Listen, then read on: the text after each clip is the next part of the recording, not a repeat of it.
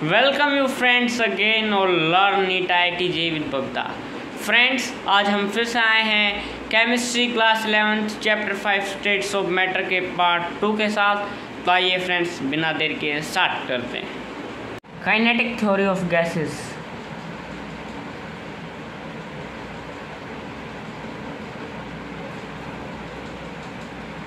इसमें हमने क्या पढ़ना है द पोस्टुलेट्स ऑफ गैसेस।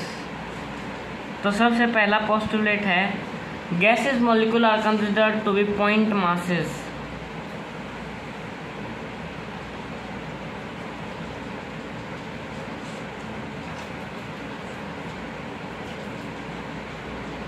उनका बहुत कम मास होता है, पॉइंट ऑफ मास होता है। दूसरा, उनकी वॉल्यूम एक मॉलिक्यूल की नेग्लिजिबल होती है। Volume of a molecule is negligible.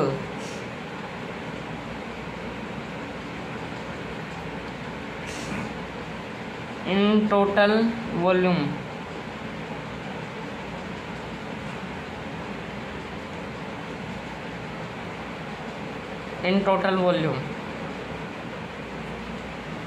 Third है they neither attract each other nor repel each other.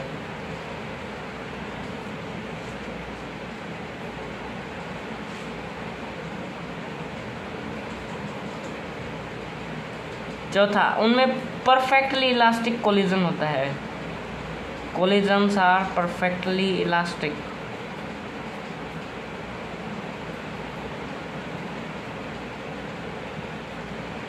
अब उनकी जो एवरेज काइनेटिक एनर्जी है, जो एनर्जी है गैस मॉलिक्यूल्स के बीच में, that is directly proportional to absolute temperature.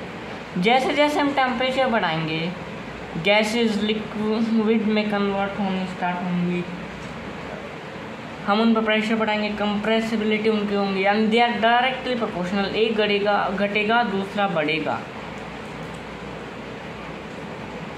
Average kinetic energy is directly proportional to absolute temperature of gas। और सिक्स्थ, अफेक्ट ऑफ ग्रेविटी होती है उनके मोशन पे, वो बहुत लो होती है।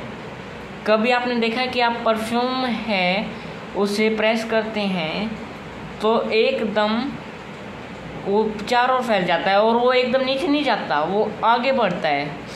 क्यों? क्योंकि उस पर ग्रेविटी की असर बहुत लो होती है। और हम परफ्यूम को एयर में छोड़ देते हैं, उससे क्या होता है कि ना तो हम पर एयर मॉलिक्यूल्स को अलग कर सकते हैं और ना परफ्यूम को। उसकी स्मेल चारों ओर दिखती है। There is no effect of gravity. Okay, तो इसी के ऊपर काइनेटिक एक गैस इक्वेशन की एक KGT है, काइनेटिक गैस इक्वेशन। वो है PV equal to 1/3 mNu square. Pressure है P, volume V, m mass of one molecule, n number of molecules of gas, U root mean square of the molecule. Root mean square speed को हम आगे करेंगे। For 1 mole n equal to n होती है, ये हम आगे करेंगे। ओके, तो अगर n 1 मोल है तो PV equal to 1/3 mU square. तो U स्क्वेयर क्या गया? 3 PV/m इक्वल टू 3RT/m। तो U क्या गया? √3 PVm equal to √3 RTm equal to √3 PD। PV equal to √3 P/D। तो PV क्या होगा? PV equal to 1/3 mNu square हमने पढ़ा था। तो PV equal to 2/3 into 1/2 mNu square for 1 mole। 2/3 into half mnu square क्या होता है, काइनेटिक एनर्जी, यानी 2/3 into kinetic energy half, kinetic energy क्या होती है, हाफ mnu स्क्वायर। तो काइनेटिक एनर्जी डायरेक्टली प्रोपोर्शनल होती है टेम्परेचर की, k is directly proportional to T, तो k इक्वल टू KT, तो PV इक्वल टू 2/3 KT, यानी काइनेटिक एनर्जी क्या होगी 3/2 RT। तो अब हम मोलिकुलर स्पीड इन गैसेस करते हैं। तो नंबर 1 है रूट मीन स्क्वायर स्पीड। तो URMS, what is URMS? RMS is root mean square speed. तो ये होगा अंडर रूट, कोई 5 स्पीड है U1 U2 U3 एक मॉलिक्यूल की, तो U1 square plus U2 square plus U3 whole square divided by n, जितनी टर्म्स हैं अप टू n उतने ही नीचे आएंगे। यानी if there are n1 particles with speed U1, n2 particles with speed U, so on, यानी एक speed के बहुत ज़्यादा पार्टिकल हैं, तो URMS क्या होगा n1 U1 square plus n2 U2 whole square plus n3 U3 whole square divided by n1 plus n2 plus n3 so on.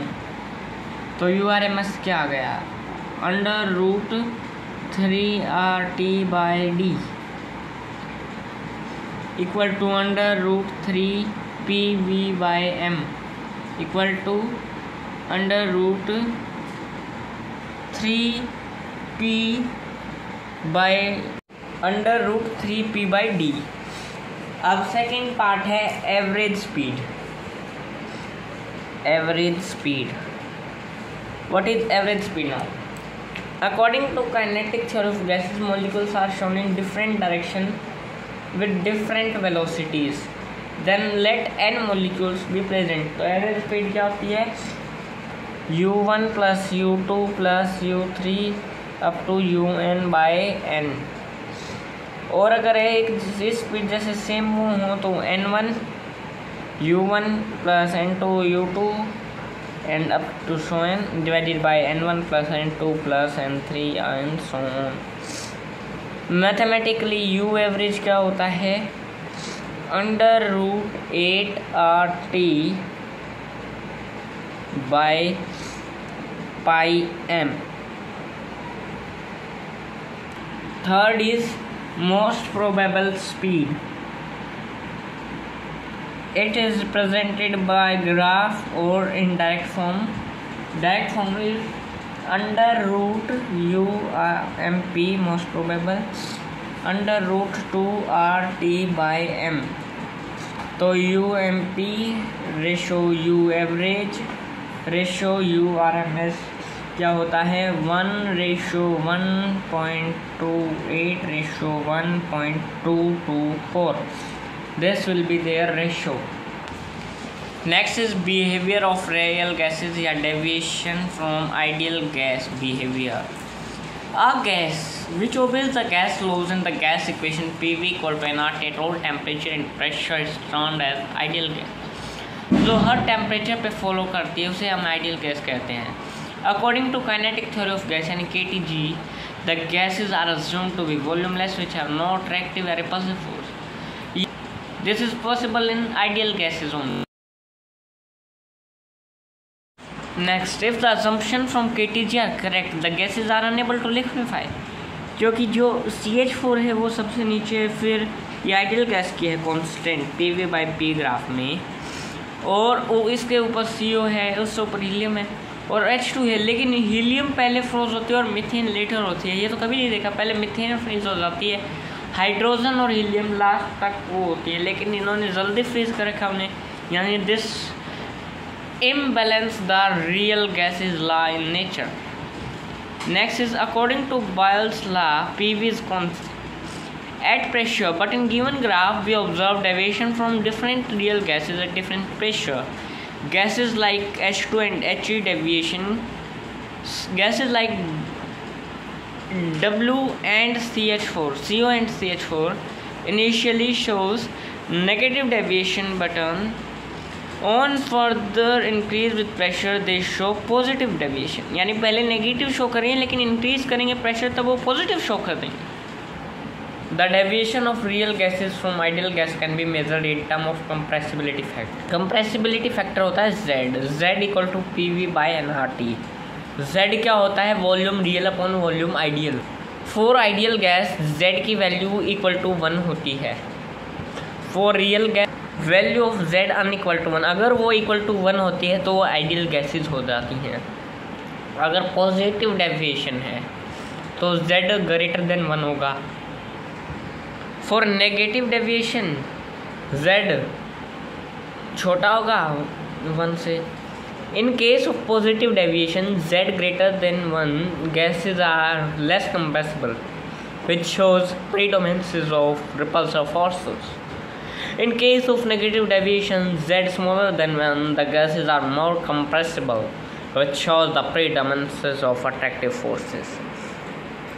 Real gases obey gas law and gas equation. Approx only 2 conditions: low pressure, high temperature. This is the graph showing the PV of the real gas and ideal gas. This is the graph plot of Z and P for N to different temperature. 373 पे सबसे ज़्यादा है, फिर 323, 273 का भी approx ideal gas के बराबर है और 223 का सबसे कम है. Next, the temperature at which a real gas obey ideal gas law for an appreciable range of pressure is termed as Boyle's temperature या Boyle's point. Next is correction of deviation for pressure and volume. For real gas, there is van der Waals equation. तो van der Waals equation क्या है? We know that P observed pressure of gas होता है और P dash क्या होता है? Pressure correction. Correction is due to intermolecular forces of attraction होता है. तो P pressure correction is directly proportional to n square upon volume का square, यानी P dash equal to A n by V का whole square, where A is in van der Waals constant. तो P dash क्या होगा? Equal to A n square by V square, यानी P1 क्या हो गया? P plus A n square by V square, यानी P plus A V square M हो गया. और V करेक्टेड क्या होगा? V minus n b. V corrected V क्या है? Van der Waals constant. तो अब इसकी इक्वेशन क्या फॉर्म होगी? Equation hence formed will be P plus A n square, P plus A n square by V square, V minus NB equal to nRT. This will be the equation form. यहाँ पे अगर हम volume of rotate sphere magnitude of V put कर दे तो वो आएगा B equal to 4Bm. And this is the compressibility factor of the van der Waals equation. Next is liquefaction of gases. Gas can be liquefied by increasing pressure and decreasing temperature. So critical temperature, it is the maximum temperature at which gas can be act or behave as liquid. Critical pressure, it is the minimum pressure at critical temperature of any gas. Critical volume, it is volume in 1 mole of gas at critical temperature and critical pressure. तो critical parameters of real gas है P plus n square V square plus V minus n equal to nRT. यही होती है van der Waals equation. तो friends, हम इसी के साथ करते हैं अपने पार्ट 2 को एंड और जल्द ही मिलते हैं पार्ट 3 के साथ, जिसमें हम करेंगे गैस एनालिसिस और radiometry and compressibility of liquids and their coefficient of viscosity. तब तक के लिए बाय बाय.